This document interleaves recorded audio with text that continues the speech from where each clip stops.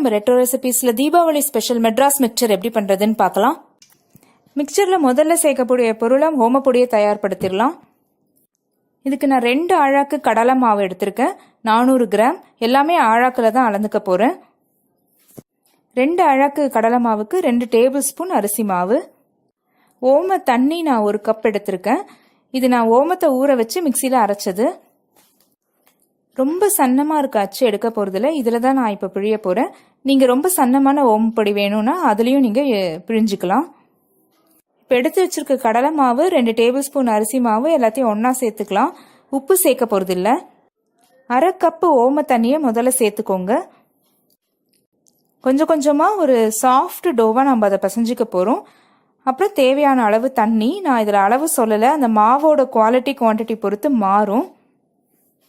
மிக்சரில் சேர்க்குற ஓமப்பொடிக்கு இந்த கன்சிஸ்டன்சி ஓகேவா இருக்கும். இப்போ கலந்து அந்த மாவுலேருந்து ஒரு அளவை எடுத்து இந்த அச்சில் ஃபில் பண்ணி அதை பிழிஞ்சிடலாம். நம்ம நல்லா சூடாக இருக்க எண்ணெயில் டைரெக்டாக இந்த ஓமப்பொடியை பிழிஞ்சிடலாம். கடலை மாவுன்றதுனால ஒரு ஷீட்லேயோ கரண்டிலையோ நம்ம தனியாக பிழிஞ்சிட்டு அப்புறம் எண்ணெயில் போட முடியாது. இந்த மாதிரி பிழிஞ்சுக்கோங்க. ஒரு நிமிஷத்துலேயே நல்லா பொரிஞ்சு வந்துடும். அதை இப்போ நம்ம திருப்பி போட்டுக்கலாம். இப்போ ஒரு நிமிஷம் கழித்து அந்த பபிள்ஸ் அடங்கினோன்னு எடுத்துடலாம். கிறிஸ்பான ஓமப்பொடி தயாராயாச்சு. இதே மாதிரி எல்லாத்தையும் பிழிஞ்சு எடுத்துக்கலாம். 4 கப்பு கடலை மாவுக்கு இவ்வளவு ஓமப்பொடி வந்தது. நம்ம அதை எடுத்து வச்சிடலாம். அடுத்தது இந்த மாதிரி டைமண்ட் கட்ஸ் தான் பார்க்க போகிறோம். இது ரொம்ப சிம்பிளாக தான் நம்ம பண்ண போகிறோம். இதுக்கு மைதா மாவு ஒரு 1/4 கிலோ எடுத்திருக்கேன். சாஃப்டாக கலக்கிறதுக்கு தேவையான அளவு தண்ணி. உப்பு சேர்க்கலை, கொஞ்சம் கொஞ்சமாக தண்ணி சேர்த்து கலக்கலாம். பாருங்கள், சாஃப்டான சப்பாத்தி மாவு மாதிரி கலந்துக்கலாம். நிறைய மாவு தொடாமல் நல்ல மெல்லிசான சப்பாத்தியாக முதல்ல திரட்டிக்கோங்க. அப்போ தான் நீங்கள் கட் பண்ணி அதை பொரிக்கும் போது கிறிஸ்பாக இருக்கும். மிக்சரில் போடுறதுன்றதுனால கொஞ்சம் சின்ன சின்ன சைஸாக போட்டால் இன்னும் நிறையவும் கிடைக்கும், நல்லாவும் இருக்கும். நீங்கள் கத்தியில் கூட இதை கட் பண்ணிக்கலாம். கட் பண்ணதை எண்ணெயில் போட்டு பொரிச்சாச்சு. இப்போ சூப்பரான டைமண்ட் கட்ஸ் ரெடி ஆயாச்சு, வச்சிடலாம். அடுத்தது காரா பூந்தி 3 கலர் சேர்த்து பண்ண போகிறோம். வேண்டானா நீங்கள் பிளெயினாகவும் பண்ணிக்கலாம். இப்போ 2 கப்பு கடலை மாவு சேர்த்துருக்கேன்.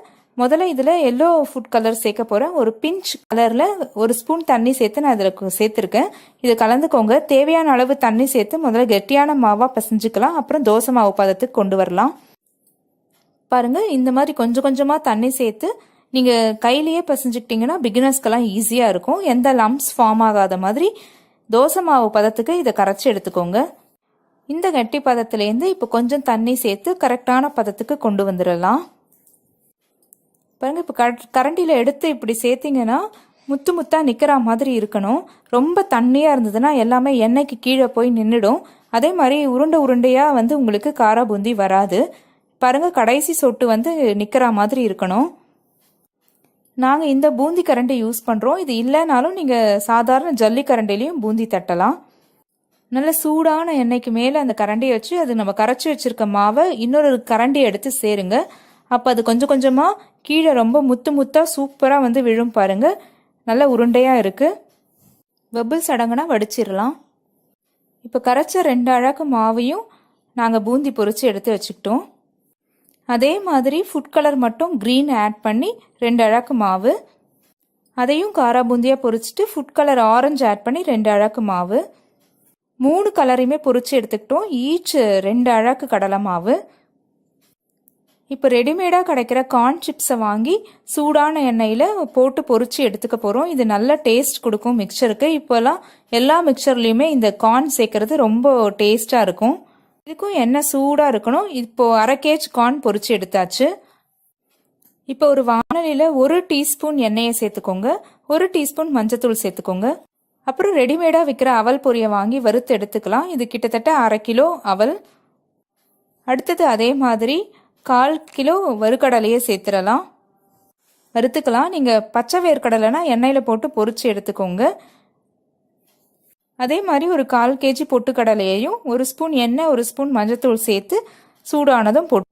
இப்போ அவல் பொரி, வேர்க்கடலை, பொட்டுக்கடலை 3மே ரெடியாக இருக்குது. இப்போ நம்ம மிக்சரை இன்னும் ரிச் ஆக்கிறதுக்கு ஒரு 200 கிராம் முந்திரியை எடுத்து வச்சுருக்கேன். அதையும் வறுத்துக்கலாம். முந்திரிக்கு அப்புறம் கடைசியாக அதே மாதிரி 1 ஸ்பூன் எண்ணெய் 1 ஸ்பூன் மஞ்சத்தூள் சேர்த்து நல்லா ஒரு 2-3 கொத்து ஃப்ரெஷ்ஷான கருவேப்பிலையை சேர்த்துருங்க. நல்லா அடுப்பை சிம்மில் வச்சிட்டிங்கன்னா நல்லா மொறுமொறுன்னு ஆகிடும் அந்த கருவேப்பிலையும். இப்போ எல்லாத்தையும் மிக்ஸ் பண்ணிடலாம். முதல்ல டைமண்ட் கட்ஸை சேர்த்துடலாம். பாருங்கள், பார்க்கும் போதே சூப்பராக இருக்குது. இப்போ நெக்ஸ்ட்டு பொரிச்சு வச்ச ஓமப்பொடியை உடச்சி சேர்த்துருங்க. அது மேலேயே ஒன்று ஒன்றா சேர்த்துட்டே வாங்க. எல்லாமே கொஞ்சம் கொஞ்சம் சூடு இருக்கும். இப்போ பொரிச்சு வச்சிருக்க 3 கலர் காரா பூந்தியையும் சேர்த்துடலாம். இதை சேர்த்த உடனே ஃபர்ஸ்ட் கிளாஸாக இருக்குது பாருங்கள், பார்க்கும் போதே சூப்பராக இருக்குது. இப்போ வறுத்து வச்சிருக்க அவல், பொட்டுக்கடலை, வேர்க்கடலை, கார்ன் எல்லாத்தையுமே அடுத்தடுத்து ஒன்று ஒன்றா சேர்த்துடலாம். இப்போ பார்க்கும்போதே சூப்பராக இருக்குது பாருங்கள். அளவு பாருங்கள். வறுத்து வச்சிருக்க முந்திரி, கடைசியாக நல்ல மொறுமொறுன்னு வறுத்தெடுத்த கருவேப்பிலையையும் சேர்த்துருங்க. நல்ல வாசம் கொடுக்கும் இது மிக்சருக்கு.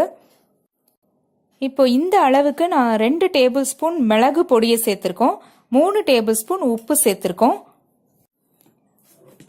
இப்போ வரமிளகாத்தூள் 2 டேபிள் ஸ்பூன் சேர்க்குறோம். இது எல்லாமே வறுத்து வீட்டில் அரைச்சது. நல்லா மிக்ஸ் பண்ணிக்கலாம். இப்போ எல்லாத்தையுமே நல்லா மிக்ஸ் பண்ணிக்கோங்க. எதுலேயுமே நம்ம உப்பு சேர்க்கல. லாஸ்ட்டாக இப்போ தான் உப்பு, மிளகுத்தூள், மிளகாய்த்தூள் எல்லாமே சேர்த்துருக்கோம். நீங்கள் பெருங்காயம் வேணும் அப்படின்னாலும் பெருங்காயமும் நீங்கள் சேர்த்துக்கலாம். நல்லா மிக்ஸ் பண்ணிக்கோங்க. குலுக்கி கூட நீங்கள் அதை சரிப்படுத்தலாம். இந்த அளவு மொத்தம் 5 கிலோ மிக்சர் கிடச்சிதுங்க. சூப்பராக இருக்குது பாருங்கள். இந்த வீடியோ பிடிச்சிருந்தா லைக் பண்ணுங்கள், ஷேர் பண்ணுங்கள், சேனலை சப்ஸ்கிரைப் பண்ணிக்கோங்க. பக்கத்தில் இருக்க பெல் பட்டனையும் ஆன் பண்ணிக்கோங்க. தேங்க்யூ.